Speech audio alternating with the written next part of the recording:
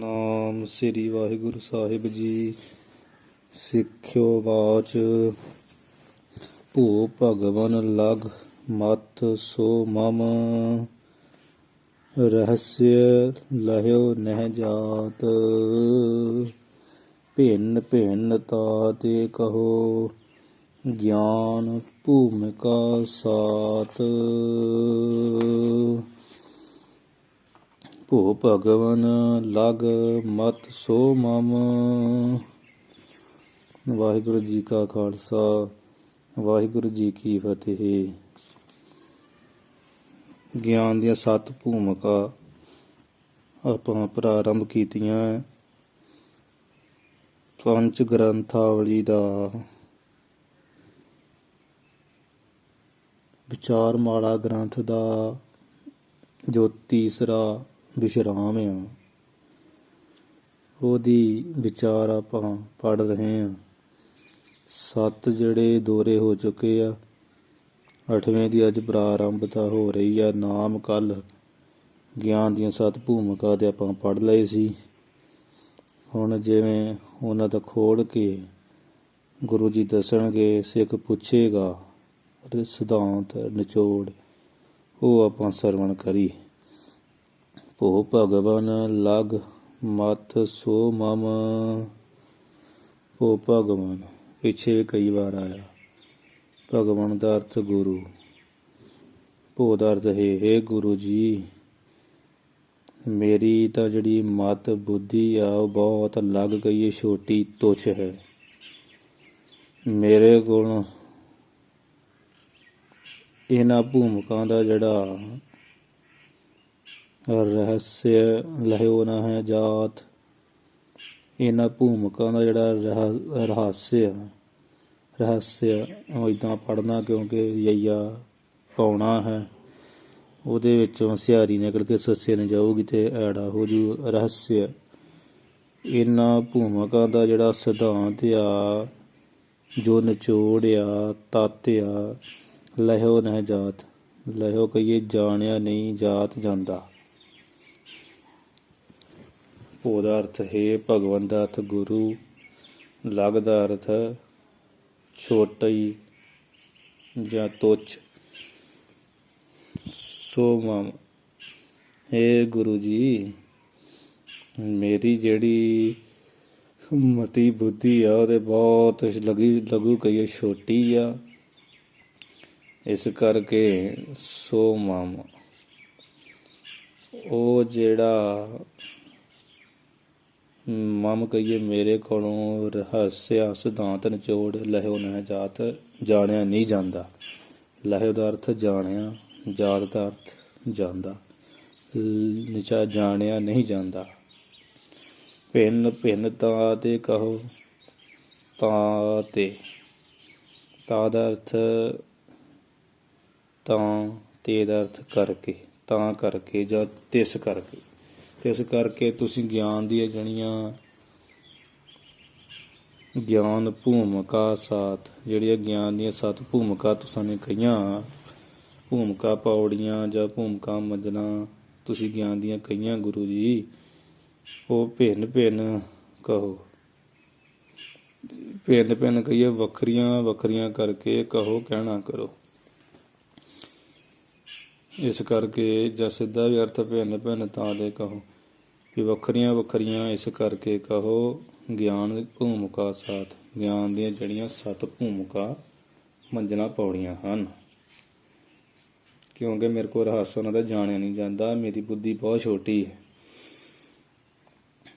ਇਸ ਤਰ੍ਹਾਂ ਸਿੱਖ ਨੇ ਜਿਹੜਾ ਉਹ ਆਪਣੇ ਵੱਲੋਂ ਕਿਹਾ ਹੈ, ਬੇਨਤੀ ਕੀਤੀ ਹੈ। ਹੁਣ ਅੱਗੇ ਸ੍ਰੀ ਗੁਰੂ ਵਾਚ। ਹੁਣ ਜਿਹੜੇ ਗੁਰੂ ਆ ਸੋਭਾ ਵਾਲੇ, ਸ੍ਰੀ ਸੋਭਾਇਮਾਨ ਜੋ ਗੁਰੂ ਆ, ਉਹ ਵਾਚ ਕਹੀਏ ਕਥਨ ਕਰਦੇ ਕਿ ਗਿਆਨ ਭੂਮਿਕਾ ਵਰਣਨ, ਜਿਹੜੀਆਂ ਗਿਆਨ ਦੀਆਂ 7 ਭੂਮਿਕਾ ਮੰਜ਼ਲਾਂ ਪੌੜੀਆਂ ਵਰਣਨ, ਉਹ ਵਰਣਨ ਕਰਦੇ ਆ, ਕਥਨ ਕਰਦੇ ਹਨ। ਸ੍ਰੀ ਗੁਰਵਾਚ ਸ੍ਰੀ ਗੁਰੂ ਕਹਿੰਦੇ, ਦੋਹਰਾ ਵਿਖਿਆ ਵਿਖਿਆ ਭਈ ਦੋਇਕਤਾ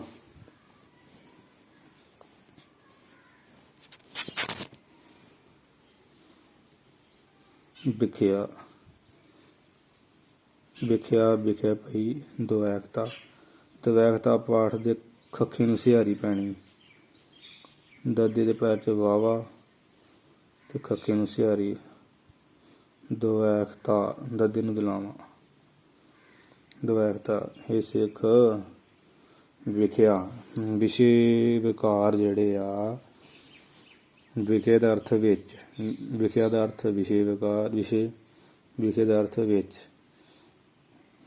ਇਹ ਸਿੱਖ ਵਿਖਿਆ ਕਹੀਏ ਵਿਸ਼ਿਆਂ ਵਿਕਾਰਾਂ ਦੇ ਵਿਖੇ ਕਹੀਏ ਵਿੱਚ। ਦੁਵੈਖਤਾ ਦੁਵੈਸ਼ ਭਾਵ ਦੂਜਾ ਭਾਵ ਵਿਰੋਧਤਾ ਭਈ ਹੋ ਜਾਣੀ। ਵਿਸ਼ਿਆਂ ਵਿਕਾਰਾਂ ਦੇ ਵਿੱਚ ਦੁਵੈਖਤਾ ਵਿਰੋਧਤਾ ਦੁਵੈਸ਼ ਹੋ ਜਾਣੀ ਭਾਵ ਗਿਲਾਨੀ ਹੋ ਜਾਣੀ। ਭਾਈ ਦਾ ਅਰਥ ਹੋ ਜਾਣੀ। ਗੁਰ ਤੀਰਥ ਅਨੁਰਾਗ ਗੁਰੂ ਅਤੇ ਜਿਹੜੇ ਤੀਰਥ ਆ ਪਵਿੱਤਰ ਸਥਾਨ ਆ, ਅਥਵਾ ਵੀ ਤੀਰਥ ਰੂਪ ਪਵਿੱਤਰ ਰੂਪ ਜਿਹੜੇ ਗੁਰੂ ਆ, ਉਹ ਗੁਰੂ ਨਾਲ ਅਨੁਰਾਗ ਕਹੀਏ ਪ੍ਰੇਮ ਪੈਦਾ ਹੋ ਜਾਣਾ। ਠੀਕ ਹੈ, ਅਨੁਰਾਗ ਦਾ ਅਰਥ ਪ੍ਰੇਮ। ਤਾਂ ਤੇ ਸੁਭ ਇੱਛਾ ਕਹੀ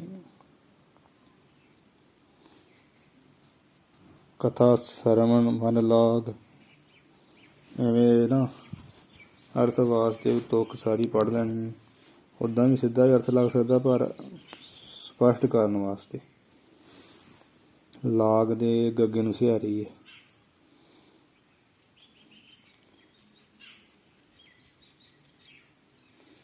ਤਾਂ ਤੇ ਸੁਭ ਇੱਛਾ ਕਈ ਕਥਾ ਸਰਵਣ ਮਨ ਲਾਗ। ਫਿਰ ਪਰਮਾਤਮਾ ਦੀ ਪ੍ਰਾਪਤੀ ਵਾਲੀ ਜਿਹੜੀ ਸਭ ਤੋਂ ਉਤਮ ਹਰ ਕੀ ਕਥਾ, ਉਸ ਕਥਾ ਨੂੰ ਸਰਵਣ ਕਹੀਏ ਸੁਣਨ ਵਿੱਚ ਮਨ ਦਾ ਲਾਗ ਜਿਹੜਾ ਲੱਗ ਜਾਣਾ, ਜੁੜ ਜਾਣਾ। ਇਸ ਨੂੰ ਕਹੀਦਾ ਕੀ ਹੈ? ਤਾਂ ਤੇ ਸੁਭ ਇੱਛਾ ਕਹੀ। ਤਾਂ ਤੇ ਕਹੀਏ ਤਿਸ ਕਰਕੇ ਗਿਆਨ ਦੀ ਇਸ ਅਵਸਥਾ ਦਾ ਜਿਹੜਾ ਨਾਮ ਆ ਨਾ, ਸੁਭ ਇੱਛਾ, ਉਹ ਚੰਗੀ ਇੱਛਾ ਕਹੀ ਕਥਨ ਕੀਤੀ ਹੈ। ਇਹ ਗਿਆਨ ਦੀ ਪਹਿਲੀ ਭੂਮਿਕਾ ਜਿਹੜੀ ਸੁਭ ਇੱਛਾ ਨਾ, ਤਾਂ ਕਰਕੇ ਸਵਰ ਕਰਕੇ ਕਹੀ ਆ ਕਿ ਜਿਹੜਾ ਕਥਾ ਸਰਵਣ ਮਨ ਲਾਗ, ਕਥਾ ਪਰਮਾਤਮਾ ਦੀ ਸੁਣਨ ਵਿੱਚ ਮਨ ਲੱਗ ਜਾਣਾ ਤੇ ਗੁਰੂ ਤੇ ਤੀਰਥਾਂ ਵਿੱਚ ਪ੍ਰੇਮ ਹੋ ਜਾਣਾ, ਜਾਂ ਗੁਰੂ ਜਿਹੜੇ ਤੀਰਥ ਰੂਪ ਆ ਪਵਿੱਤਰ, ਉਹਦਾ ਵਿੱਚ ਅਨੁਰਾਗ ਪ੍ਰੇਮ ਹੋ ਜਾਣਾ। ਤੇ ਵੇਖਿਆ ਵਿਖਿਆ ਭਈ ਦੁਵੈਖਤਾ, ਵਿਸ਼ਿਆਂ ਵਿਕਾਰਾਂ ਵਿੱਚ ਦੁਵੈਖਤਾ ਹੋ ਜਾਣੀ, ਵਿਰੋਧਤਾ ਹੋ ਜਾਣੀ, ਗਿਲਾਨੀ ਹੋ ਜਾਣੀ। ਇਹਨੂੰ ਕਹੀਦਾ ਹੈ ਸੁਭ ਇੱਛਾ। ਦੋਹਰਾ ਭਗਵਤ ਰਤ ਗਤ ਆਨ ਮਤ। ਭਗਵਤ ਕਹੀਏ ਭਗਵਾਨ, ਰਤ ਕਹੀਏ ਪ੍ਰੀਤੀ, ਗਤ ਕਹੀਏ ਨਾਸ ਤੇ ਆਨ ਕਹੀਏ ਹੋਰ, ਮਤ ਕਹੀਏ ਮਤੀ ਬੁੱਧੀ। ਠੀਕ ਹੈ।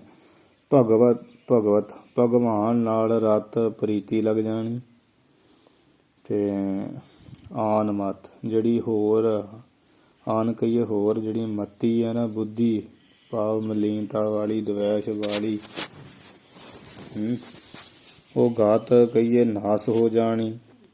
ਪ੍ਰੇਮ ਜੁਗਤ ਨਿਤ ਚਿਤ ਨਿਤ ਸਦੀਵ ਕਾਲ, ਹਮੇਸ਼ਾ ਵਾਸਤੇ, ਹਮੇਸ਼ਾ ਹਰ ਸਮੇਂ ਜਿਹੜਾ ਚਿੱਤ ਆ ਪ੍ਰਭੂ ਦੇ ਪ੍ਰੇਮ ਦੇ, ਪ੍ਰੇਮ ਜੁਗਤ ਚਿੱਤ ਜਿਹੜਾ ਪ੍ਰੇਮ ਦੇ ਜੁਗਤ ਕਹੀਏ ਸਹਿਤ ਹੋ ਜਾਣਾ। ਭਾਵ ਚਿੱਤ ਨੇ ਸਦਾ ਪ੍ਰੇਮ ਵਿੱਚ ਭਿੱਜੇ ਰਹਿਣਾ। ਭਗਵਾਨ ਨਾਲ, ਪਰਮਾਤਮਾ ਨਾਲ ਰਤ ਕਹੀਏ ਪ੍ਰੀਤੀ, ਹੋਰ ਮਤ ਜਿਹੜੀ ਆ ਉਹ ਗਤ ਨਾਸ ਹੋ ਜਾਣੀ। ਅਦਵੈਸ਼ ਵਾਲੀ, ਵਿਸ਼ਿਆਂ ਵਿਕਾਰਾਂ ਵਾਲੀ। ਪ੍ਰੇਮ ਜੁਗਤ ਨਿਤ ਚਿੱਤ, ਤੇ ਨਿਤ ਕਹੀਏ ਹਮੇਸ਼ਾ ਸਦਾ ਹੀ। ਚਿੱਤ ਜਿਹੜੀ ਬਿਰਤੀ ਆ ਉਹ ਪ੍ਰੇਮ ਜੁਗਤ, ਪਰਮਾਤਮਾ ਦੇ ਪ੍ਰੇਮ ਦੇ ਜੁਗਤ ਸਹਿਤ ਹੋ ਜਾਣੀ। ਭਾਵ ਪਰਮਾਤਮਾ ਦੇ ਪ੍ਰੇਮ ਦੇ ਵਿੱਚ ਹੀ ਜੁਗਤ ਕਹੀਏ ਜੁੜੀ ਰਹਿਣੀ। ਇੱਕ ਤੇ ਹੁੰਦਾ ਨਾ ਚਿੱਤ ਵਿੱਚ ਹੋਰ ਪ੍ਰੇਮ, ਉਹ ਨਹੀਂ। ਜਿਹੜਾ ਪ੍ਰੇਮ ਦੀ, ਵਾਹਿਗੁਰੂ ਦੇ ਪ੍ਰੇਮ ਦੀ ਜੁਗਤੀ ਤੇ ਕਹੀਏ ਸਹਿਤ ਹੋ ਜਾਣਾ ਚਿੱਤ ਦਾ, ਜਾਂ ਪ੍ਰੇਮ ਚਿੱਤ ਜਿਹੜਾ ਪ੍ਰੇਮ ਦੇ ਵਿੱਚ ਵਾਹਿਗੁਰੂ ਦੇ ਜੁਗਤ ਕਹੀਏ ਜੁੜਿਆ ਰਹਿਣਾ। ਇਹਦਾ ਅਰਥ ਤੁਕ ਦਾ ਹੋ ਗਿਆ। ਗੁਣ ਗਾਵਤ ਪੁਲਕਤ ਹਿਰਦੈ, ਪੁਲਕਤ ਪਾਠ ਦੇ ਤਤੀ ਅਨੁਸਾਰੀ। ਫਿਰ ਜਿਹੜਾ ਹਿਰਦੇ ਆ, ਮਨ ਆ, ਜਾਂ ਹਿਰਦੇ ਚ ਅੰਤੁਸ਼ਟ ਅੰਤःਕਰਨ ਨੂੰ ਸਮਝ ਲਓ। ਮਨ ਬੁੱਧ ਚਿੱਤ ਹੰਕਾਰ ਨੂੰ ਹਿਰਦਾ ਕਹੀਦਾ, ਜਾਂ ਮਨ ਲਾ ਲਓ ਅਰਥ। ਫਿਰ ਹਿਰਦਾ ਜਿਹੜਾ ਮਨ ਦੁਆਰਾ ਪਰਮਾਤਮਾ ਦੇ ਗੁਣ ਗਾਵਤ, ਗੁਣ ਗਾਵਤ ਗੁਣ ਗਾਉਂਦਿਆਂ ਗਾਉਂਦਿਆਂ। ਪੁਲਕਤ ਕਹੀਏ ਪੁਲਕਾਵਲੀ, ਸਰੀਰ ਵਿੱਚ ਪੁਲਕਾਵਲੀ ਆ ਜਾਣੀ। ਭਾਵ ਸਰੀਰ ਦੇ ਸਾਰੇ ਰੋਮ ਜਿਹੜੇ ਨਾ, ਜਿਵੇਂ ਠੰਡ ਨਾਲ ਖੜੇ ਹੋ ਜਾਂਦੇ, ਖੜੇ ਹੋ ਜਾਣੇ ਪ੍ਰੇਮ ਵਿੱਚ ਭਿੱਜ ਕੇ ਵਾਹਿਗੁਰੂ ਦੇ ਗੁਣ ਗਾਉਂਦਿਆਂ ਗਾਉਂਦਿਆਂ। ਇੰਨਾ ਮਗਨ ਹੋ ਜਾਣਾ। ਦਿਨ ਦਿਨ ਸਰਸ ਸੋਹਿਤ, ਅਤੇ ਦਿਨ ਦਿਨ ਕਹੀਏ ਹਰ ਰੋਜ਼, ਦਿਨ ਬ ਦਿਨ। ਸਰਸ ਕਹੀਏ ਰਸ ਦੇ ਸਹਿਤ, ਸਾ ਰਸ, ਰਸ ਸਾ ਨਾਮ ਸਹਿਤ ਦਾ, ਰਸ ਨਾਮ ਰਸ ਦਾ, ਸਹਿਤ ਰਸ ਦੇ। ਦਿਨ ਬ ਦਿਨ ਪ੍ਰਭੂ ਦੇ ਪ੍ਰੇਮ ਰਸ ਦੇ ਸਹਿਤ, ਜਿਹੜਾ ਪ੍ਰਭੂ ਦਾ ਹਿੱਤ ਪ੍ਰੇਮ ਵੱਧਦਾ ਜਾਣਾ। ਇਤਿਆਦਿਕ ਜਿਹੜੇ ਆ ਸ਼ੁਭ ਗੁਣ ਪ੍ਰਾਪਤ ਹੋਣ ਤੋਂ ਸ਼ੁਭ ਇੱਛਾ ਭੂਮਿਕਾ ਅਖਵਾਉਂਦੀ ਹੈ। ਜਿਹੜੀ ਸ਼ੁਭ ਇੱਛਾ ਨਾ, ਉਹਦੀ ਵਿਆਖਿਆ ਹੋਈ ਹੈ ਦੋਵਾਂ ਦੋਰਿਆਂ ਵਿੱਚ। ਵਿਖਿਆ ਭਾਈ ਦਵੈਰਤਾ ਗੁਰ ਦੇਵਤਾ ਨਰਾਗ, ਇੱਥੋਂ ਲੈ ਕੇ ਤੇ ਗੁਣ ਗਾਵਤ ਪੁਲਕਵਤ ਹਿਰਦੈ, ਦਿਨ ਦਿਨ ਸਰਸ ਸੋਹਿਤ। ਤੇ ਰਸ ਦੇ ਸਹਿ, ਦਿਨ ਬ ਦਿਨ, ਰੋਜ਼ ਰੋਜ਼, ਭਾਵ ਰੋਜ਼ ਰੋਜ਼ ਹੀ ਰਸ ਦੇ ਸਹਿਤ ਸੋਹਿਤ, ਉਸ ਪ੍ਰਭੂ ਸੋ ਨਾਮ ਉਸ ਦਾ, ਉਸ ਪ੍ਰਭੂ ਦੇ ਹਿੱਤ ਕਹੀਏ ਪ੍ਰੇਮ ਵਿੱਚ ਵਾਧੇ ਜਾਣਾ। ਜਾਂ ਸੋਹਿਤ, ਜਿਹੜਾ ਸ੍ਰੇਸ਼ਟ ਹਿੱਤ ਪ੍ਰੇਮ ਹੈ ਨਾ, ਉਹ ਕਿਹੜਾ ਪ੍ਰਭੂ ਦਾ, ਪਰਮਾਤਮਾ ਦਾ, ਉਹਦੇ ਵਿੱਚ ਵਾਧਾ ਜਾਣਾ। ਇਤਿਆਦਿਕ ਜਿਹੜੇ ਸ਼ੁਭ ਗੁਣ ਪ੍ਰਾਪਤ ਹੋਣ ਤੋਂ ਹੋਣ, ਇਹ ਜਿਹੜੇ ਉੱਪਰ ਆਏ ਸਾਰੇ ਸ਼ੁਭ ਗੁਣ ਆ, ਇਹ ਸ਼ੁਭ ਇੱਛਾ ਭੂਮਿਕਾ ਕਹੀ ਜਾਂਦੀ ਆ। ਇਹ ਸਿੱਖ ਇਹਨੂੰ ਸ਼ੁਭ ਇੱਛਾ ਕਿਹਾ ਜਾਂਦਾ। ਇਹ ਗਿਆਨ ਦੀ ਪਹਿਲੀ ਭੂਮਿਕਾ ਜਿਹੜੀ ਤੈਨੂੰ ਦੱਸੀ ਹੈ। ਦੋਹਰਾ ਦੂਜੀ ਕਹੀ ਵਿਚਾਰਨਾ। ਇਹ ਸਿੱਖ ਗਿਆਨ ਦੀ ਦੂਸਰੀ ਭੂਮਿਕਾ ਸੋ ਵਿਚਾਰਨਾ, ਸ੍ਰੇਸ਼ਟ ਵਿਚਾਰ ਜਿਹੜੀ ਕਹੀ ਕਥਨ ਕੀਤੀ ਹੈ, ਜਿਸ ਕਰਕੇ ਉਪਜੋ ਤਤ ਵਿਚਾਰ, ਜਿਸ ਕਰਕੇ ਹਿਰਦੇ ਅੰਦਰ ਤੱਤਵ ਕਹੀਏ ਸਿਧਾਂਤ ਰੂਪ, ਜਿਹੜਾ ਬ੍ਰਹਮ ਆ, ਬ੍ਰਹਮ ਦੀ ਪ੍ਰਾਪਤੀ, ਸਤ ਅਸਾਦੀ ਸ੍ਰੇਸ਼ਟ ਵਿਚਾਰ ਉਪਜੋ ਪੈਦਾ ਹੋ ਜਾ। ਦੂਜੀ ਜਿਹੜੀ ਸੋ ਵਿਚਾਰਨਾ ਕਥਨ ਕੀਤੀ ਨਾ ਗਿਆਨ ਦੀ ਭੂਮਿਕਾ, ਉਪਜਿਓ ਤੱਤਵ ਵਿਚਾਰ। ਤੱਤਵ ਕੀ ਦਾ ਸਿਧਾਂਤ ਨੂੰ, ਸਿਧਾਂਤ ਰੂਪ ਕੀ ਹੈ ਬ੍ਰਹਮ, ਤਤ ਨਾਮ ਬ੍ਰਹਮ ਦਾ। ਪ੍ਰਾਪ ਜਿਹੜੀ ਬ੍ਰਹਮ ਦੀ ਪ੍ਰਾਪਤੀ ਆ, ਤਤ ਜਿਹੜਾ ਸਿਧਾਂਤ ਰੂਪ ਬ੍ਰਹਮ ਆ, ਉਹਦੀ ਪ੍ਰਾਪਤੀ, ਇਸ ਰੂਪ ਜਿਹੜੀ ਵਿਚਾਰ ਆ, ਉਹ ਕੀ ਆ, ਸਤ ਅਸਤ ਦੀ ਵੀ, ਸਤ ਕੀ ਆ, ਸਤ ਕੀ ਆ, ਸਾਰ ਕੀ ਆ, ਅਸਾਰ ਕੀ ਆ, ਬ੍ਰਹਮ ਕੀ ਆ, ਜਗਤ ਕੀ ਆ, ਆਤਮਾ ਕੀ ਆ, ਪਰਮਾਤਮਾ ਕੀ ਆ। ਇਸ ਸਰੂਪ ਜਿਹੜੀ ਸ੍ਰੇਸ਼ਟ ਵਿਚਾਰ ਆ, ਉਪਜਿਓ ਕਹੀਏ ਪੈਦਾ ਹੋ ਜਾਣੀ। ਇਹ ਕੰਤ ਹੋਵੇ ਸੋਧਨ ਲੱਗਿਓ। ਫਿਰ ਇਕਾਂਤ, ਇਕਾਂਤ ਕਹੀਏ ਇਕਾਂਤ ਅਸਥਾਨ ਵਿੱਚ। ਇਕਾਂਤ ਨਾਮ ਇਕੱਲੇ ਦਾ ਹੁੰਦਾ, ਇਕਾਂਤ ਦਾ ਵੀ ਹੁੰਦਾ।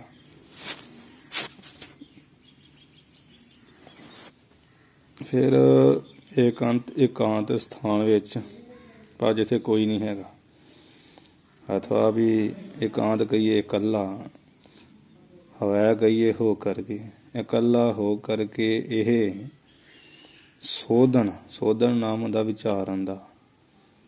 ਲੱਗਿਓ ਨਾਮ ਲੱਗ ਜਾਣਾ, ਇਕੱਲਾ ਹੋ ਕੇ ਵਿਚਾਰਨ ਲੱਗ ਜਾਣਾ। ਇਕਾਂਤ ਹੈ ਸੋਧਣ ਲੱਗਿਓ, ਇਕੱਲਾ ਹੋ ਕੇ ਸੋਧਣ ਕੇ ਵਿਚਾਰਨ ਲੱਗਿਓ ਲੱਗ ਜਾਣਾ, ਜਾਂ ਵੀ ਇਕਾਂਤ ਸਥਾਨ ਵਿੱਚ ਇਕੱਲਾ ਬੈਠ ਕੇ ਸੋਧਣ ਲੱਗ ਜਾਣਾ, ਵਿਚਾਰਨ ਲੱਗ ਜਾਣਾ। ਉਹ ਕੀ? ਕੋ ਹੰ, ਕੋ ਸੰਸਾਰ, ਕਿ ਮੈਂ, ਕਿ ਹੰ ਨਾਮ ਹੁੰਦਾ ਮੈਂ ਦਾ, ਕੋ ਨਾਮ ਕੌਣ, ਮੈਂ ਕੌਣ ਹਾਂ, ਕੋ ਸੰਸਾਰ, ਅਤੇ ਇਹ ਸਾਰਾ ਜਿਹੜਾ ਸੰਸਾਰ ਸੰਸਿਆਂ ਦਾ ਭਰਾ ਦਿਖ ਰਿਹਾ, ਕੋ, ਇਹ ਕੌਣ ਹੈ? ਕੋ ਦਾ ਅਰਥ ਕੀ ਵੀ ਹੁੰਦਾ, ਕੌਣ ਵੀ ਹੁੰਦਾ। ਹੰ ਨਾਮ ਮੈਂ ਦਾ, ਮੈਂ ਕੀ ਹਾਂ, ਤੇ ਕੋ ਨਾਮ ਸੰਸਾਰ, ਸੰਸਾਰ ਕੋ ਨਾਮ ਕੀ ਹੈ, ਮੈਂ ਕੀ ਹਾਂ, ਸੰਸਾਰ ਕੀ ਹੈ, ਮੇਰਾ ਸਰੂਪ ਕੀ ਆ, ਸੰਸਾਰ ਦਾ ਸਰੂਪ ਕੀ ਆ। ਜਿਹੜਾ ਇਕਾਂਤ ਹੋ ਕੇ ਇਹ ਵਿਚਾਰਨ ਲੱਗ ਜਾਣਾ ਸਿੱਖ, ਇਹਨੂੰ ਕਹੀਦਾ ਹੈ ਸੋ ਵਿਚਾਰਨਾ, ਸ੍ਰੇਸ਼ਟ ਵਿਚਾਰ ਆ ਇਹ। ਜਿਹੜਾ ਇਕੱਲਿਆਂ ਕੇ ਵਿਚਾਰਨ ਲੱਗ ਜਾਣਾ ਨਾ ਵੀ ਮੈਂ ਕੀ ਹਾਂ, ਸੰਸਾਰ ਕੀ, ਇਹ ਸ੍ਰੇਸ਼ਟ ਵਿਚਾਰ ਆ। ਭਾਵ ਸੱਤ ਕੀ ਆ, ਅਸੱਤ ਕੀ ਆ, ਝੂਠ ਕੀ ਆ, ਸੱਚ ਕੀ ਆ। ਉਪਜਿਓ ਤਤ ਵਿਚਾਰ, ਜਿਹੜਾ ਤਤ ਕੀ ਹੈ ਬ੍ਰਹਮ, ਬ੍ਰਹਮ ਦੀ ਪ੍ਰਾਪਤੀ ਦੀ ਵਿਚਾਰ ਸ੍ਰੇਸ਼ਟ, ਸੱਤ ਅਸੱਤ ਦੀ ਵਿਚਾਰ ਉਪਜਿਓ ਪੈਦਾ ਹੋ ਜਾਣੀ ਹੈ। ਤੇ ਇਕੱਲਿਆਂ ਹੋ ਕੇ ਵਿਚਾਰਨ ਲੱਗ ਜਾਣਾ ਵੀ ਮੈਂ ਕੌਣ, ਸੰਸਾਰ ਕੌਣ ਆ। ਇਹ ਸਿੱਖ, ਇਸ ਨੂੰ ਕਹੀਦਾ ਹੈ ਸੋ ਵਿਚਾਰਨਾ। ਗਿਆਨ ਦੀ ਜਿਹੜੀ ਦੂਜੀ ਭੂਮਿਕਾ ਵਾ ਉਹਨੂੰ ਕਹੀਦਾ ਸੋ ਵਿਚਾਰਨਾ, ਕਿ ਗੁਰੂ ਦੇ ਬਚਨਾਂ ਦੁਆਰਾ ਸੰਸਾਰ ਨੂੰ ਮਿਥਿਆ ਜਾਣ ਕੇ ਵੀ ਇਹ ਜਗ ਰਚਨਾ ਸਭ ਝੂਠ ਹੈ, ਜਾਨ ਰਹਿਓ ਰੇ ਮੀਤ, ਇਹ ਮਿਥਿਆ ਜਾਣ ਕੇ, ਮਿਥਿਆ ਤਨ ਧਨ ਕੁਟੰਬ ਸੁਭਾਇਆ, ਮਿਥਿਆ ਹਉਮੈ ਮਮਤਾ ਮਾਇਆ, ਮਿਥਿਆ ਰਾਜ ਜੋਬਨ ਧਨ ਮਾਲ, ਇਹ ਮਿਥਿਆ ਜਾਣ ਕੇ ਆਪਣੇ ਆਪ ਨੂੰ ਵੀ ਮੇਰਾ ਆਤਮਾ ਪਰਮਾਤਮਾ ਰੂਪ ਹੈ, ਬ੍ਰਹਮ ਰੂਪ ਆ, ਇਹ ਨਿਸ਼ਚੈ ਕਰਨਾ, ਇਹਨੂੰ ਸ੍ਰੇਸ਼ਟ ਸੋ ਵਿਚਾਰਨਾ ਗਿਆਨ ਦੀ ਭੂਮਿਕਾ ਇਹ ਸਿੱਖ ਕਿਹਾ ਜਾਂਦਾ ਹੈ। ਹਾਂਜੀ, ਦੋਹਰਾ ਤਨੁ ਮਾਨਸਾ ਸੋ ਤੀਸਰੀ। ਕਹੀਏ ਤੇ ਪਾਠ ਜਿਹੜਾ ਤਨ ਮਾਨ, ਨੰਨੇ ਔਂਕੜੀ ਗੱਲਾਂ ਪਾ ਲੈਂਦੇ, ਤਨ ਮਾਨਸਾ ਉਹ ਵੀ ਪਾਠ ਹੈ, ਪਰ ਮੁੱਖ ਪਾਠ ਤਨੁ ਮਾਨਸਾ ਹੀ ਹੈ, ਜੋ ਉਹਦਾ ਨਾਮ ਸਹੀ। ਹੁਣ ਕਹਿ ਰਹੇ ਹੈ ਸਿੱਖ, ਤੀਸਰੀ ਜਿਹੜੀ ਗਿਆਨ ਦੀ ਭੂਮਿਕਾ ਮੰਜ਼ਿਲ ਪੌੜੀ ਦਾ ਤੈਨੂੰ ਨਾਮ ਕਿਹਾ ਹੈ, ਉਹਦਾ ਨਾਮ ਹੈ ਤਨੁ ਮਾਨਸਾ।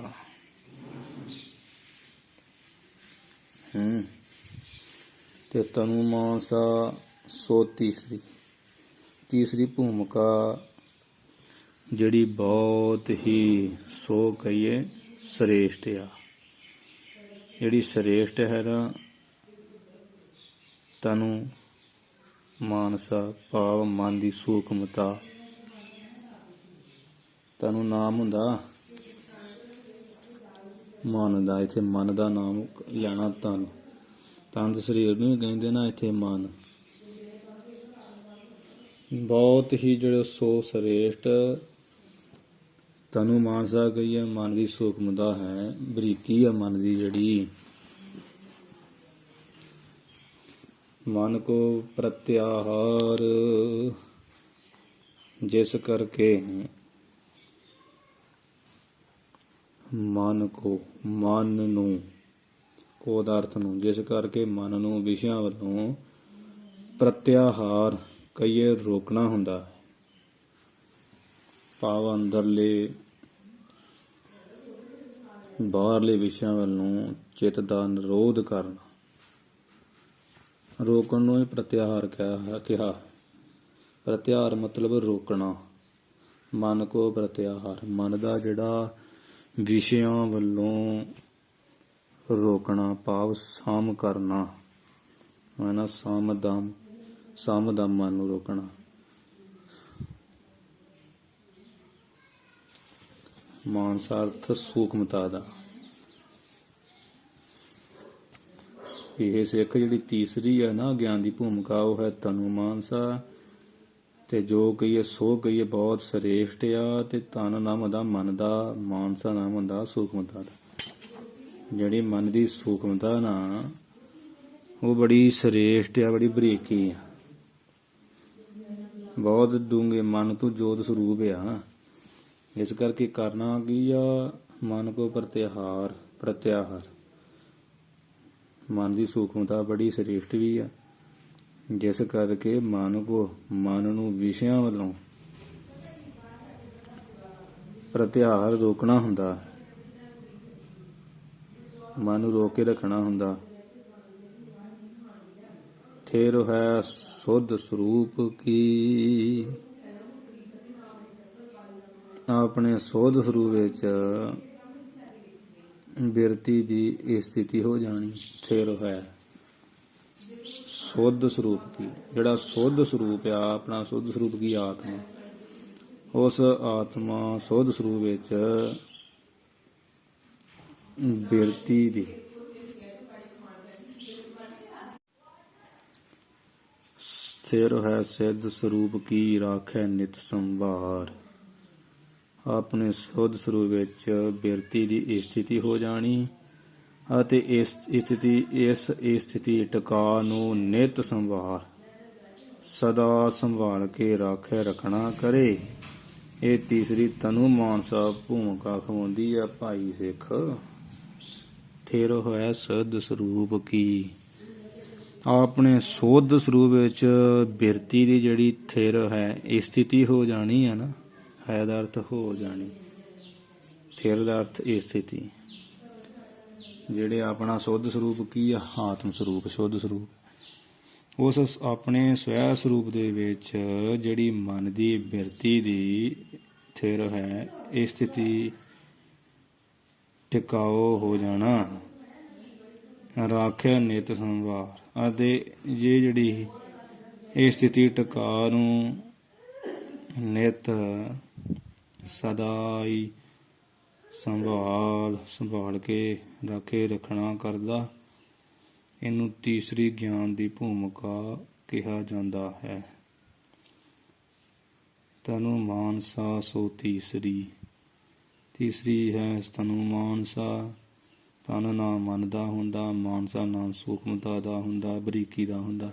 ਮਨ ਦੀ ਜਿਹੜੀ ਬਰੀਕੀ ਆ ਬੜੀ ਸ੍ਰੇਸ਼ਟ ਆ। ਇਹ ਤੀਸਰੀ ਗਿਆਨ ਦੀ ਭੂਮਿਕਾ। ਤੇ ਮਨ ਨੂੰ ਜਿਹੜਾ ਨਾ ਵਿਸ਼ਿਆਂ ਵੱਲੋਂ ਪ੍ਰਤਿਹਾਰ ਕੇ ਰੋਕਣਾ ਹੁੰਦਾ, ਨਾ ਮਨ ਕਰਕੇ ਅੰਦਰ ਕੋਈ ਫੁਰਨਾ ਕਰਨਾ, ਨਾ ਮਨ ਕਰਕੇ ਅੱਖਾਂ ਰਾਹੀਂ ਬਿਰਤੀ ਕੱਢ ਕੇ ਉਧਰ ਹੀ ਵਿਸ਼ਾ ਤੱਕਣਾ, ਨਾ ਮਨ ਦੀ ਬਿਰਤੀ ਕੰਨਾਂ ਰਾਹੀਂ ਕੱਢ ਕੇ ਬਾਹਰਲੇ ਵਿਸ਼ਿਆਂ ਨੂੰ ਗ੍ਰਹਿਣ ਕਰਨਾ, ਨਾ ਅੰਦਰੀ ਕਰਨਾ। ਇਹ ਮਨ ਨੂੰ ਜਿਹੜਾ ਅੰਦਰੋਂ ਬਾਹਰੋਂ ਰੋਕਣਾ ਤੇ ਆਪਣੇ ਅੰਤਰਮੁਖ ਹੋ ਕੇ ਸੁੱਧ ਸਰੂਪ ਵਿੱਚ ਬਿਰਤੀ ਸਥਿਰ ਹੈ ਟਿਕਾ ਕੇ ਸਥਿਤੀ ਕਰਕੇ ਰੱਖਣੀ, ਤੇ ਉਸ ਬਿਰਤੀ ਨੂੰ ਟਿਕਾ ਕੇ ਚੰਗੀ ਤਰ੍ਹਾਂ ਨਿਤ ਹਮੇਸ਼ਾ ਸੰਭਾਲ ਕੇ ਜੋ ਰਾਖੇ ਰੱਖਣਾ ਹੈ, ਇਹਨੂੰ ਕਹੀਦਾ ਤਨੂ ਮਾਨਸਾ। ਇਹੀ ਤਨੂ ਮਾਨਸਾ। ਸਿੱਧਾ ਸੂਖਮਤਾ ਜਿਸ ਨਹੀਂ ਇਦਾਂ ਸਮਝ ਪੈਂਦੀ, ਸਿੱਧਾ ਜ਼ਿਆਦਾ ਇੰਨਾ ਹੀ ਅਰਥ ਆ। ਤੀਸਰੀ ਗਿਆਨ ਦੀ ਭੂਮਿਕਾ ਇਹ ਆ ਵੀ ਮਨ ਨੂੰ ਵਿਸ਼ਿਆਂ ਵੱਲੋਂ ਇੱਕ ਤੇ ਰੋਕਣਾ, ਅੰਦਰ ਦੇ ਬਾਹਰਲਿਆਂ ਪਾਸੋਂ।